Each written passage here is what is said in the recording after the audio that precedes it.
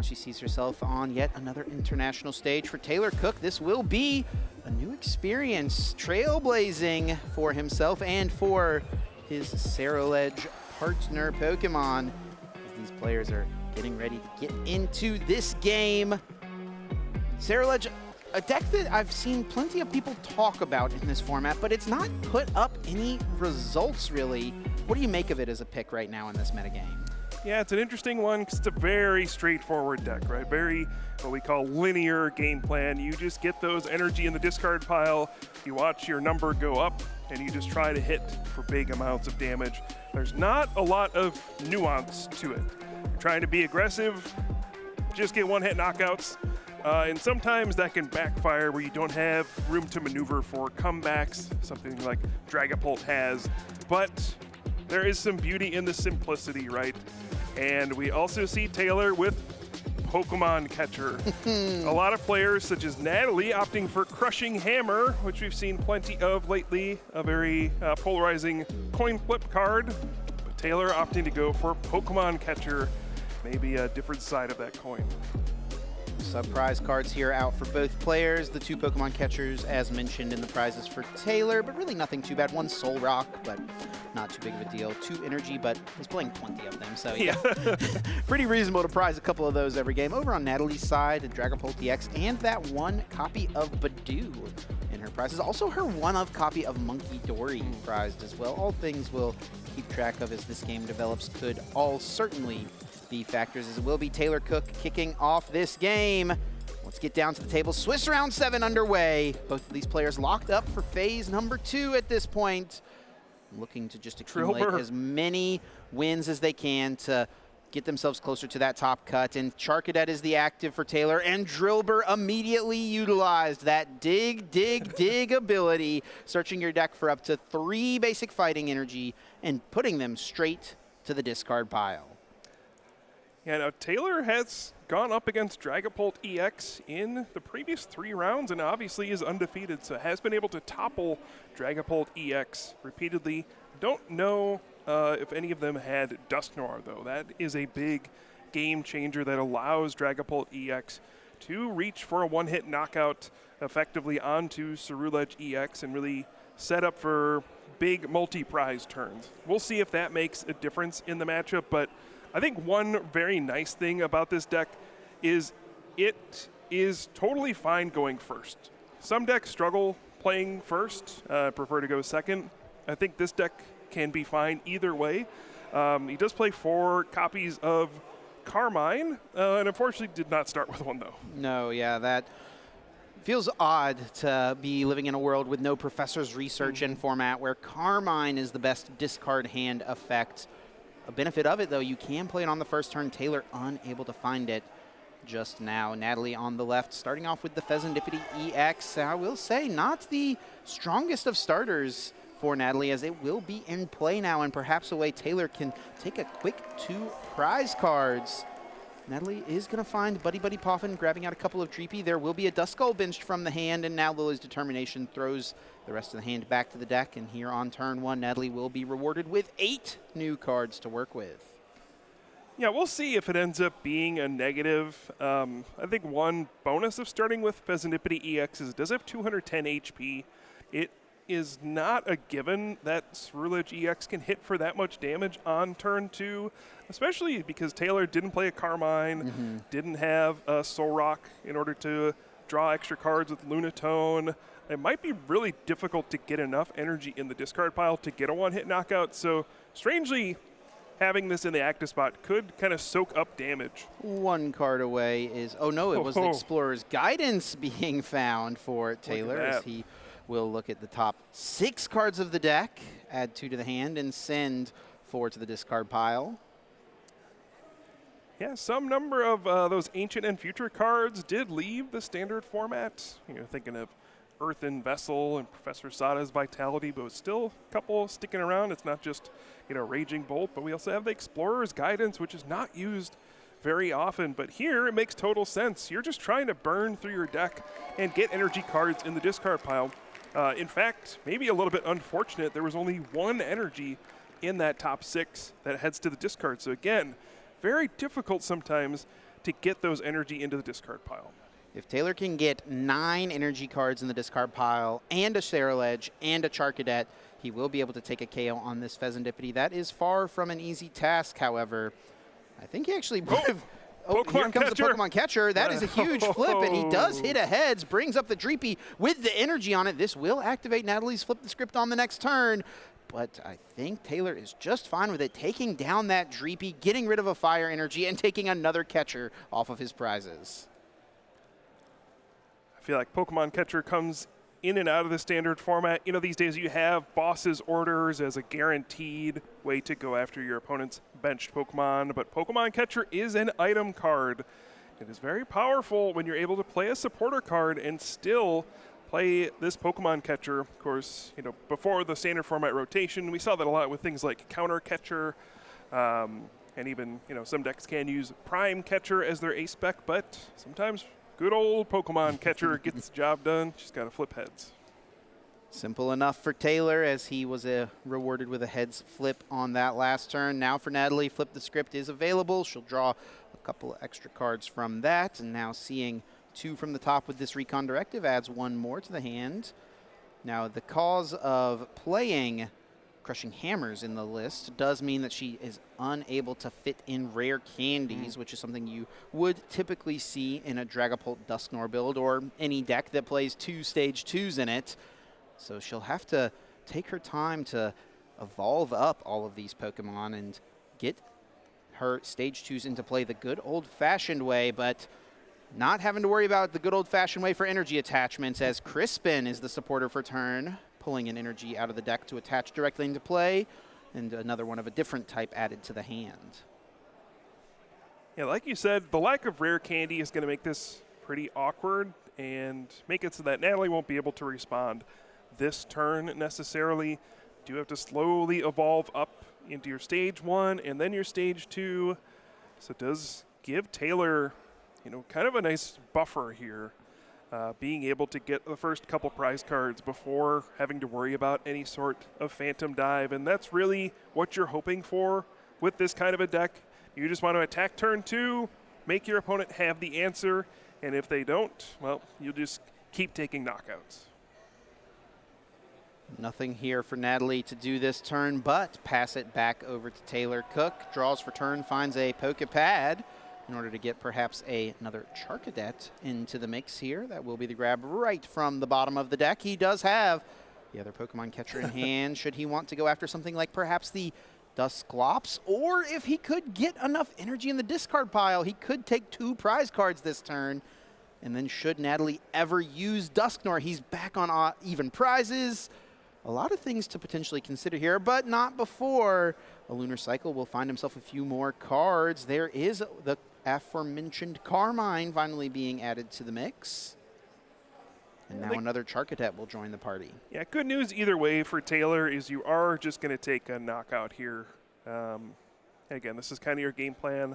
It is pretty challenging to get to enough energy in the discard to knock out a Dragapult EX in one attack. You really can do that at the very end of the game. But kind of this middle point is where you can struggle, where you're hitting for, like, let's say 250 damage, something like that, which is, you know, pretty close. But anytime you let a Dragapult use Phantom Dive more than once, you're typically going to be in trouble. Interesting choice there for Taylor. Had 2 differing supporters in hand, Explorer's Guidance and Carmine. Did choose to go the route of the Explorer's Guidance, and will discard a couple of energy from that. Yeah, it's just, you know, setting up, trying to get the next. I do think he just benched that Charcadet, yeah. Yeah. But yeah, just trying to set yourself up for a future turn.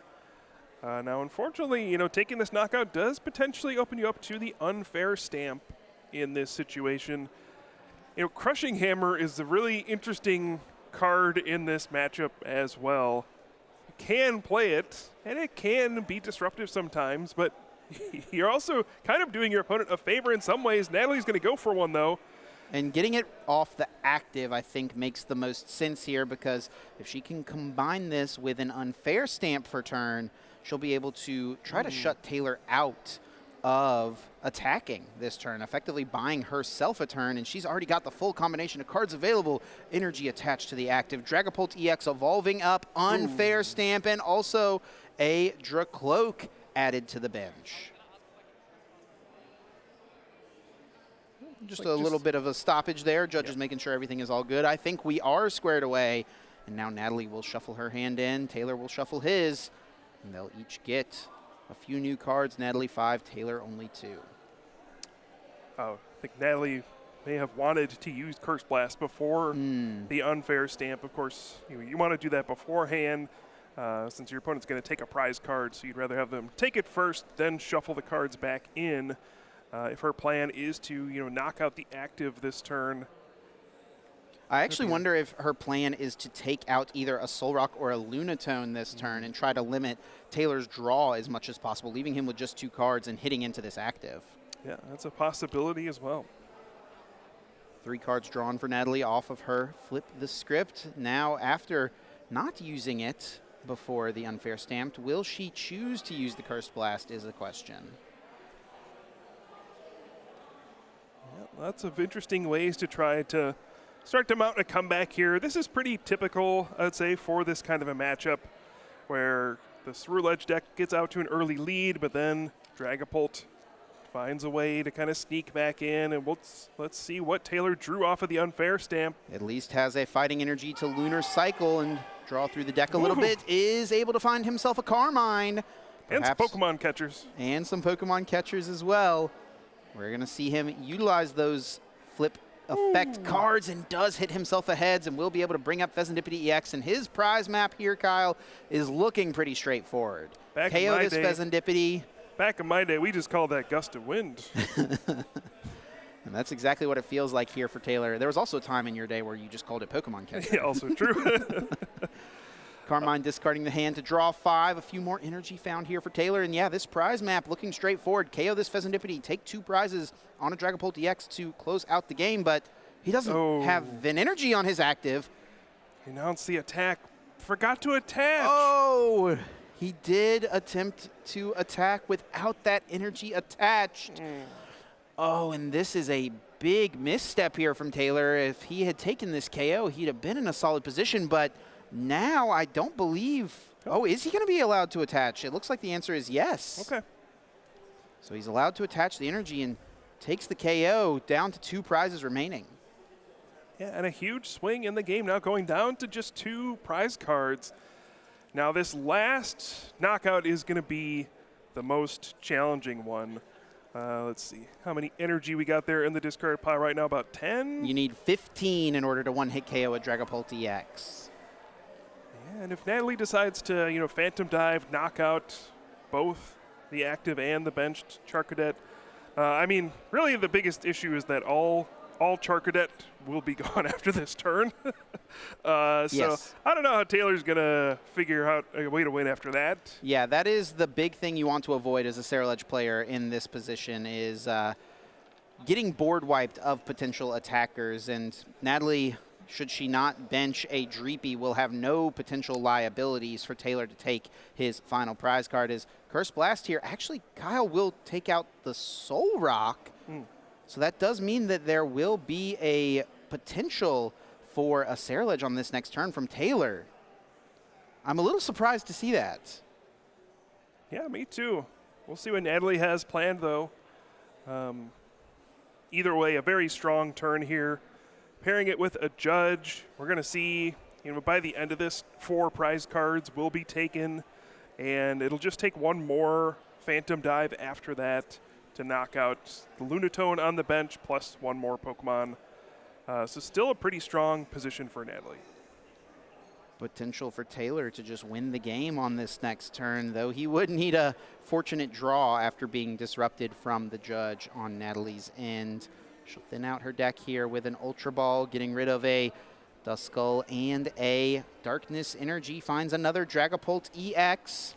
Worth noting just for that earlier sequence where Taylor did forget to attach his energy, Natalie did choose to allow for the attachment on Taylor's side. So a good show of sportsmanship there. I think it is pretty obvious that Taylor did mean to attach it. So that is something we love to see.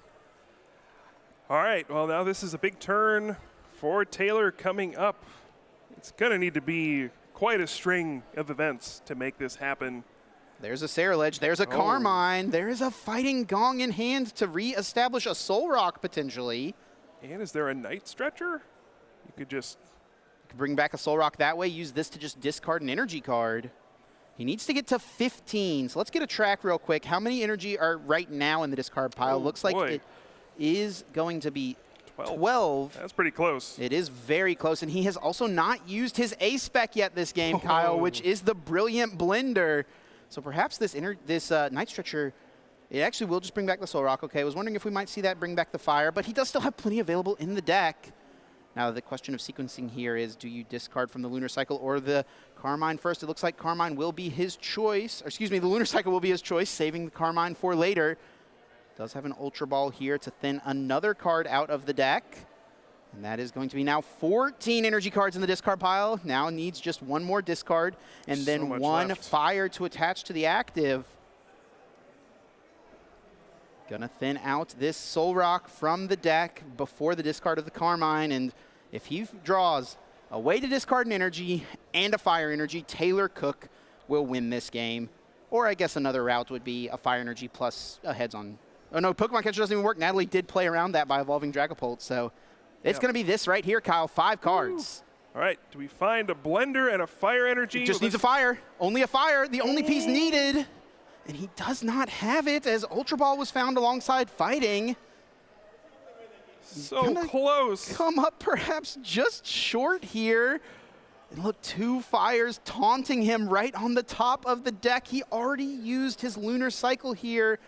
There's no more draw power available, and now Natalie Millar will be just a boss's orders away from winning the game on her next turn. Just a pass now. Does Natalie have the boss to close out the game right here? I don't think she does. How is that possible?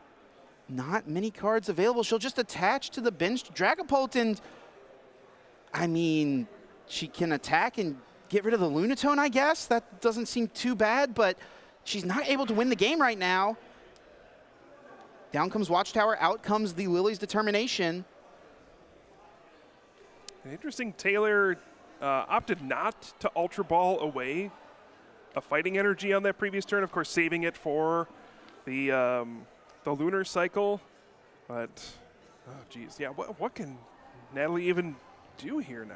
Natalie here is going to have to just hope that yet again Taylor whiffs the game-winning play. That seems pretty tough. She finds boss's orders for next turn, but that is all she can hope to do. Takes the KO on the Lunatone. Draw for turn here for Taylor. Needs only a Fire energy and an Ultra Ball to discard another couple, and that will be Abyssal Flames taking a one-hit KO on the mighty Dragapult EX. Wow. Photo finish for Taylor here, missing on the previous turn, but then Natalie also missing the boss's orders. Wow. And Taylor's going to take game 1. That is a huge game there for Taylor to take up on the big stage. An unexpected archetype against one of the best players in the world.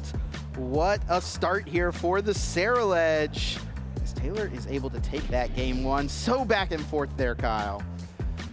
Yeah, I mean, that was a great start. Obviously, the Pokemon catchers played a huge role in that game, but that might be one where Natalie looks back.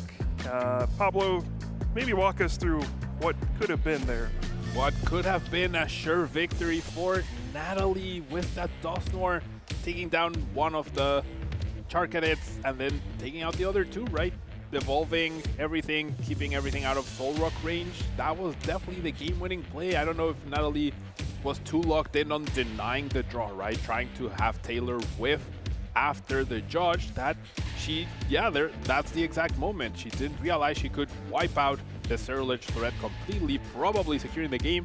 And now she finds herself down a game. We need to tighten up a little bit to make sure that that doesn't happen next game.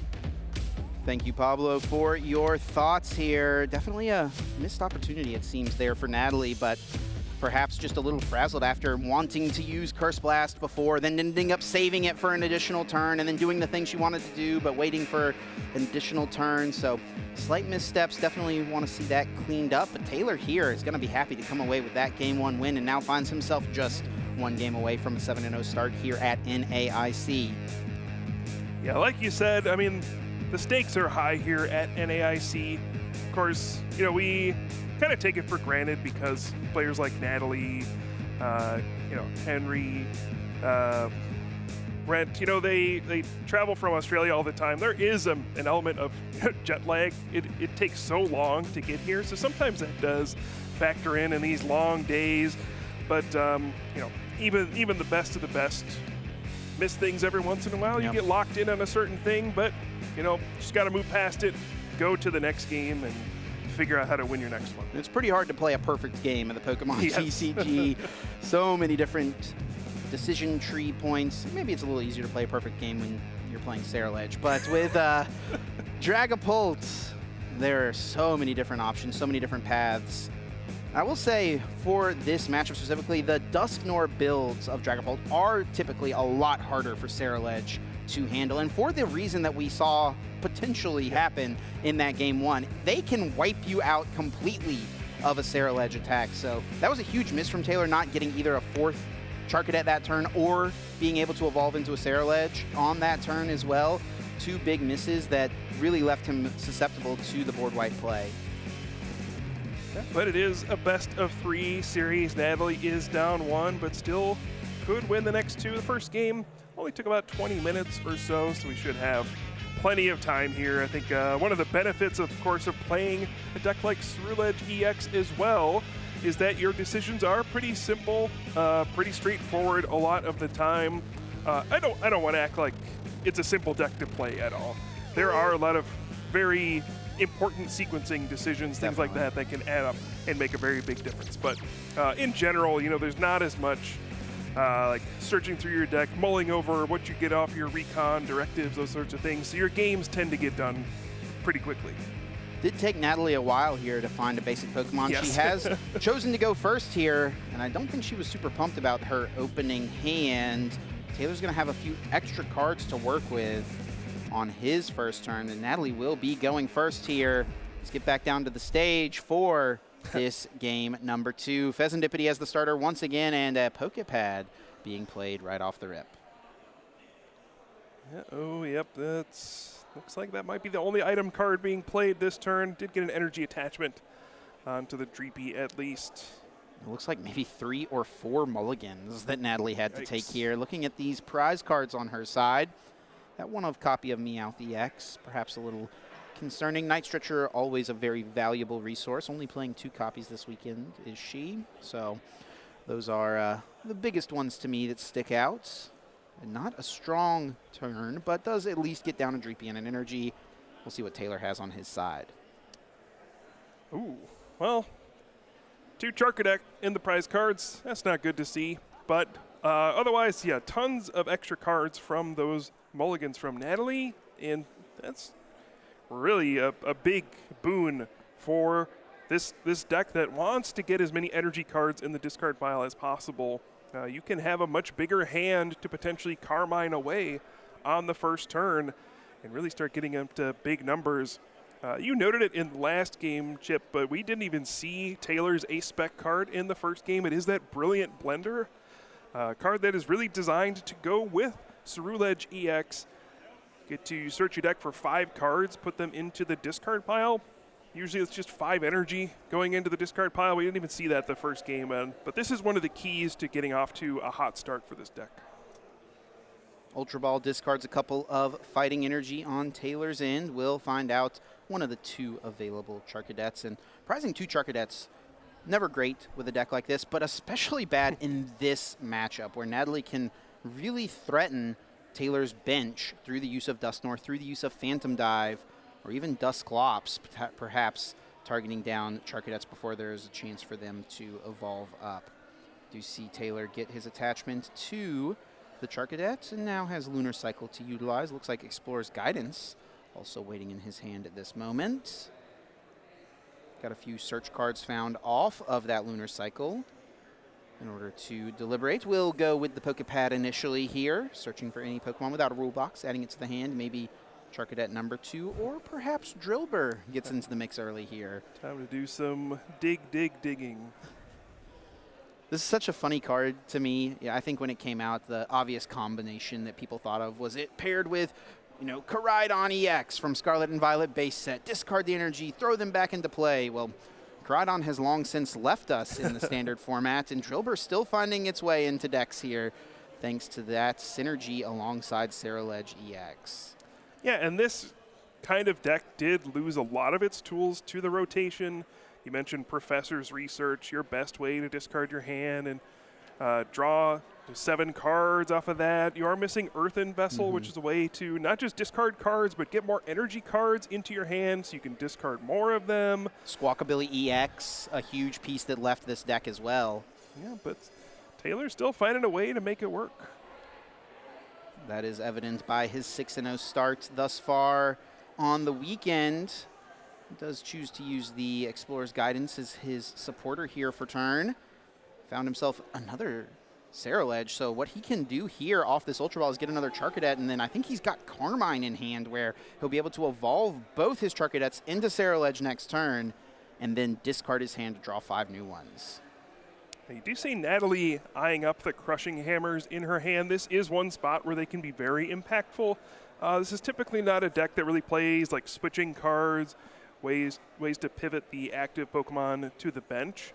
And so being able to discard the energy from the bench Pokemon means your opponent won't be able to attack on the next turn. And this is a massive flip here. Natalie does hit a Tails. It looks like she has 3 Crushing Hammers in the hand, so 3 opportunities to make this happen. The first one fails. The second one here is going to also fail. Crushing Hammer number 3 played. She really needs this heads in order to slow Taylor down, and she is able to make it happen here, getting rid of that energy card. But nothing else available, Kyle. 3 Crushing Hammers in hand and nothing else. Natalie passes over to Taylor. Ooh, that's not a good turn. No Dracloak, no Pokepad, no Ultra Ball, no supporter cards. Found the Crushing Hammers, but that's the cost of playing cards like Crushing Hammer. Sometimes you draw those instead of your consistency cards. Oof, this is going to give Taylor, a lot of grace in the early game, and finds the ace back, the Brilliant Blender. Look through the deck here to discard 5 cards. Probably a bunch of energy cards going down, though I will say it is an interesting decision point because energy is also your draw power in this deck through the end of the game. So maybe we'll see like some, maybe a Fighting Gong or something get discarded instead, an extra Pokemon in there. Yeah, you can't go too crazy.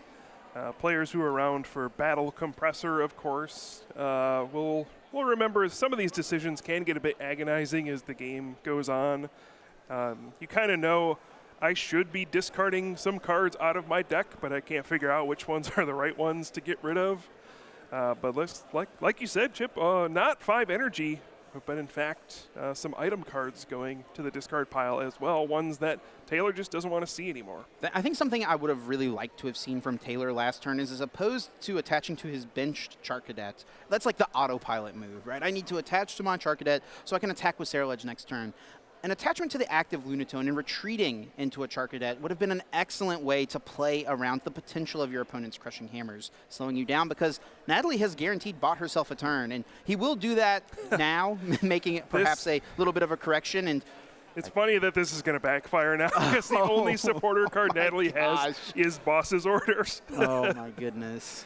But, I mean, the longer the game goes like this, you got to think Taylor is probably favored. When you get to this critical mass of energy cards in the discard pile before, even a Dracloak comes into play, once Taylor starts attacking, I mean, it's just going to be rough. There's the attachment of a fire. Now a pass. Natalie top-decking Monkey Dory. Not much working. Just a pass for her once again. Drawing now on Taylor's side.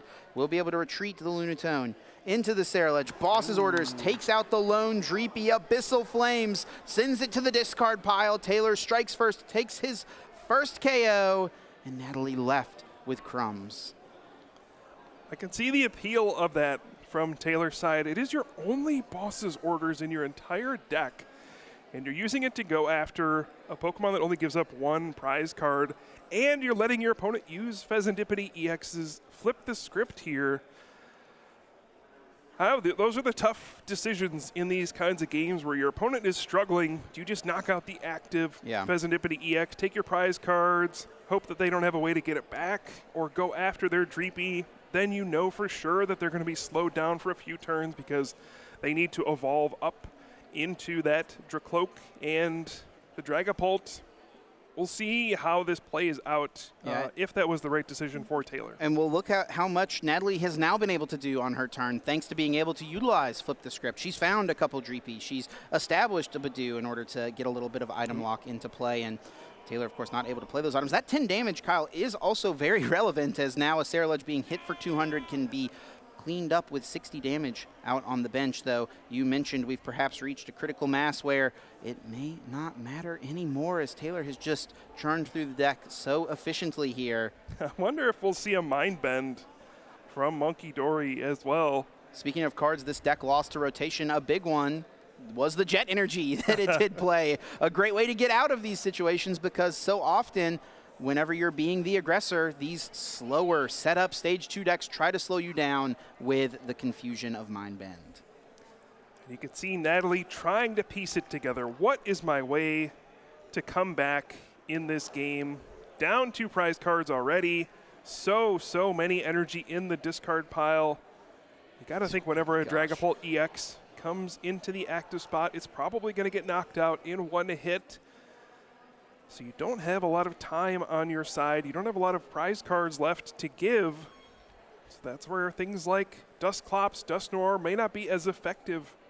Can we get an energy check here for Taylor's discard pile? It looked like there was quite a few down already when Natalie just took a look. I know that it looks like any EX Pokemon is going to be KO'd, but I'm starting to wonder if Taylor is perhaps running out of energy to future retreat Pokemon, if Natalie could eventually find herself in a position where her best play is to try to stall something out into the active spot. Looks like there is 16 down right now, 1 on this active Ceruledge. Something Taylor's going to need to be mindful of. Yeah, now it does play 3 Night Stretcher. So those are more ways to get energy cards from the discard pile, so it's pretty hard to run out of energy. It is possible, definitely. But yeah, I mean, Natalie also has access to Badoo, Itchy Pollen. Yep. Can get into a spot where, you lock your opponent out of Night Stretcher and maybe trap something in the active. Certainly a possibility. It will be a Mind Bend right now here for Natalie Millar. And this also, math, is very relevant, as now that Ceruledge is able to potentially be KO'd by... Oh, here comes a Pokemon catcher, and it is another heads here, Kyle, bringing up the Pheasantipity that Taylor pushed out of the active spot earlier in the game. Now 2 prizes potentially taken here, but does this mean that he's going to be going for a Confusion Flip with his attack for turn? I guess may as well, huh? If you're going to attack, may as well try to catch her first. Here we go. Catcher heads on the Pheasantipity, and a heads flip on the Confusion takes out Pheasantipity. Taylor down to just 2 prize cards remaining. Are you kidding me? The run of a lifetime for Taylor Cook here at NAIC so far. Heads on the Pokemon catcher, heads on the Confused Flip, and now just 2 prize cards remaining to go off to a 7-0 start. What can Natalie do here to come back? It's going to start with the Dracloak in the active spot, and I have to imagine also leading to a Dragapult this turn. I have to imagine, should she come back, an Unfair Stamp would need to be in the mix as well here. I think just a little bit of a question of the use of Recon Directive here. She's got those 2 cards, was thinking through what to grab. Looks like Ultra Ball and Judge both being potentially considered. Yeah, we'll have to see what the talk is here at the table. Obviously a tense moment for Natalie, having to try to find a way to dig out of this hole, knowing that Ceruledge EX. I think we're just making sure that those are the 2 cards that she did see off the Dracloak, because I think she added one to hand and then pulled it back for a second. Just making sure those are the correct 2 cards. It did look like it was all okay to me. See if we can get word here shortly. She does have a Lilies in hand. Looks like it's actually Crispin and Judge as the two cards offered up. All right, so looks like this is all good to go. Do see the recon directive and one more crushing hammer. Oof, this one is tails as well. Ultra Ball in hand. There's a Psychic Energy attached for turn and plays the Lily's Determination, shuffling the hand in.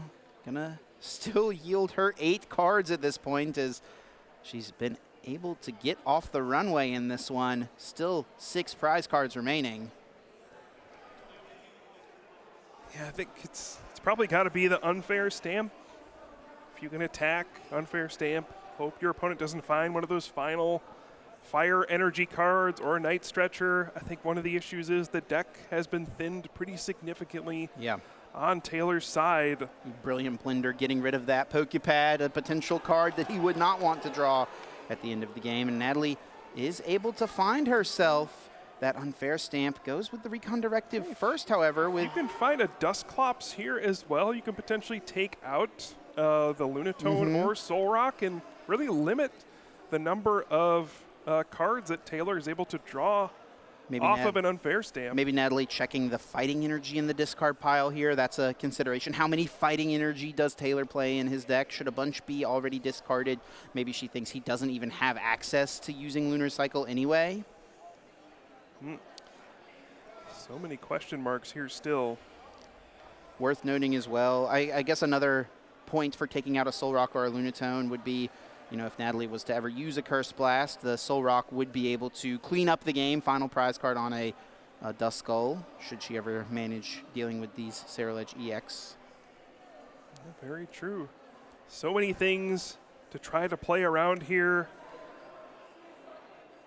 What will Natalie try to do? You can see she's definitely in the blender here a bit and unsure of how to navigate, and will go for just the Mind Bend once again. Draw for turn on Taylor's side, attaches an energy to his Cerulege EX on the bench, setting himself up for almost a checkmate board, I want to say. Natalie has played all 4 Crushing Hammers, so there's no way for her to get rid of that energy.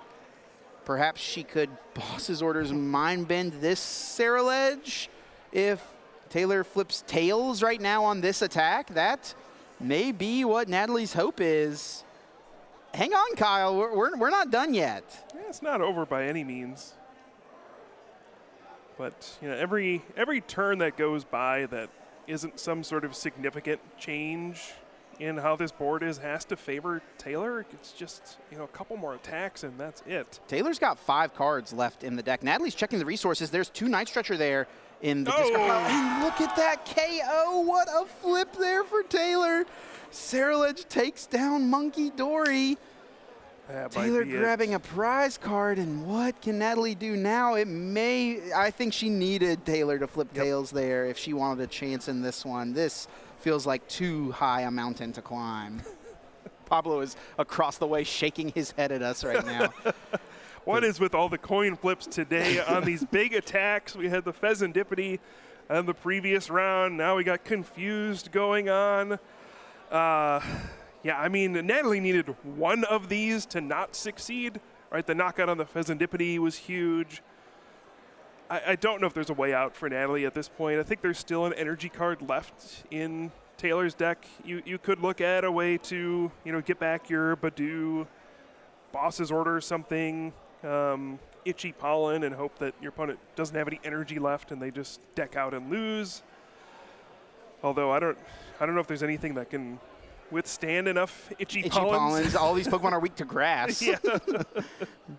The Itchy Pollen is too powerful. Natalie's just going to attack Boss's Orders and hope to stick this Lunatone active, and Taylor has the attachment to retreat. Cerulege EX will take down Dragapult, and Taylor Cook takes a 2-0 win to move to 7-0 here at NAIC. Blazing hot start for Taylor here. Can't get any better than that, and who would have guessed this? Cerulege EX. Just 1 energy for hundreds of damage. Seems to be working. It's working out very, very nicely. Natalie, of course, is still in an excellent spot. She's 6-1.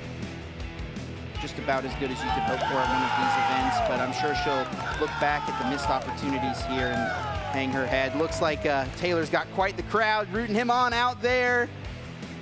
Ready to go with his 7-0 start alongside Sarah Ledge. What a way to kick off NAIC.